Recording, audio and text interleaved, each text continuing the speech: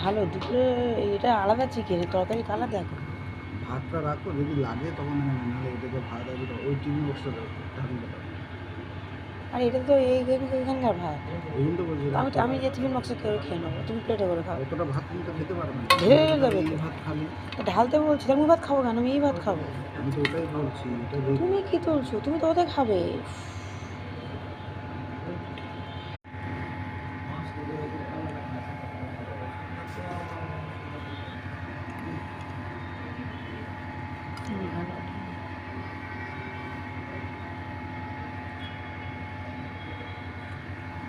একসাথে এত ভাত দেয়, পরে পরে নিয়ে খেয়ে। ঠিক আছে, দুবার খাও না।